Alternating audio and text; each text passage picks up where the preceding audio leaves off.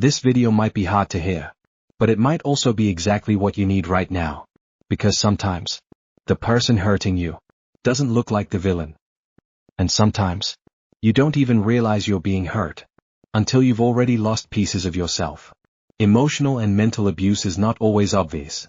It doesn't always involve shouting, or anger, or visible pain. In fact, most of the time, it's quiet. It hides in words, in tone, in the way someone makes you feel, without ever touching you. Emotional abuse is when someone slowly breaks down your confidence, your self-worth, and your sense of reality, often without you even noticing it at first. It can look like control, manipulation, guilt, or constant criticism. And the hardest part is, it doesn't start that way. It often starts with attention, care, and what feels like love.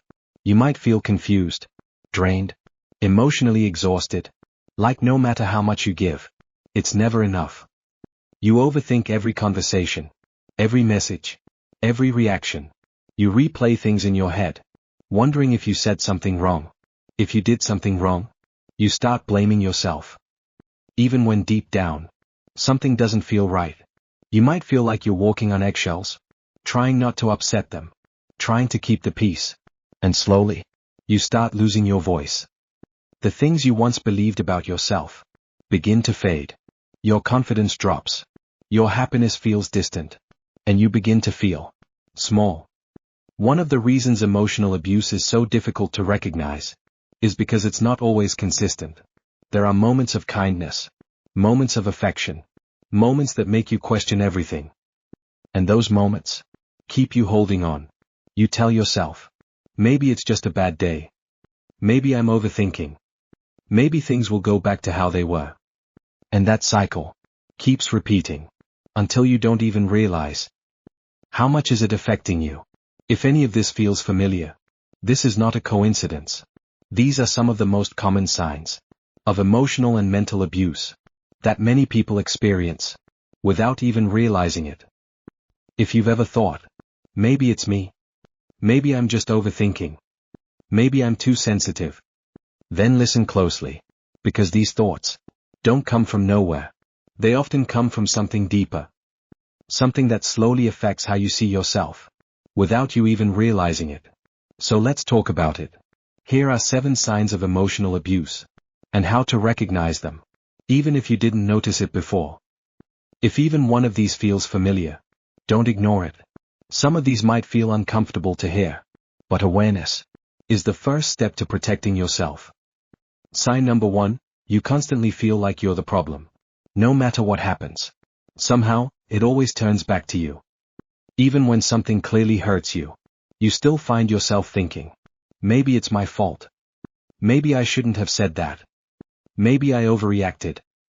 And instead of questioning their behavior, you question yourself, over and over again, until blaming yourself becomes automatic.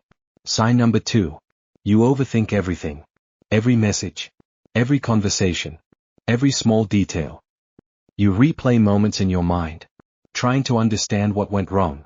You read between the lines. You analyze their tone. You try to predict their reactions. And it becomes exhausting, because your mind never gets a break. And deep down, all you really want is peace. Sign number 3, you stop being honest about how you feel. Not because you don't have feelings, but because it feels easier not to say anything. You've tried to explain yourself before, and it either turned into an argument, or you felt misunderstood. So now, you just keep things to yourself. You say it's fine, even when it's not. You let things go, even when they hurt. And over time, you get used to not being heard. Sign number 4, you feel on edge around them. Even in normal moments, you're not fully relaxed. You pay attention to their tone, their mood, the way they respond. You try to avoid saying the wrong thing, or doing something that might upset them. And it becomes tiring, always having to think ahead like that. Sign number 5, you start justifying things that don't feel right. You tell yourself, it's not that bad. They didn't mean it like that. I'm probably overthinking. And you try to move on from it, even though something inside you still feels uncomfortable. You convince yourself it's okay, just to keep things going. Sign number 6. You feel tired more than you feel happy. Not just physically, but mentally and emotionally. You think about things a lot. You carry feelings with you, and it doesn't really switch off. Even when things seem okay, you don't fully feel at ease. And that constant weight slowly wears you down. And sign number 7. You don't feel like yourself lately. It's not always obvious, but you notice small changes. Maybe you're quieter. Maybe you doubt yourself more. Maybe you feel less confident than before. And you can't fully explain why, but something feels different. And deep down, you know it didn't used to feel like this. If you recognized yourself in any of these, take a moment. Because what you're feeling is real. And it matters. One of the hardest things about emotional abuse is that it doesn't always feel wrong in the moment. It feels confusing, because it's not constant. There are moments where things feel normal, even good. And those moments make you question everything else. You hold on to them, hoping things will stay that way. And that's what makes it so difficult to recognize. It's not clear. It's mixed.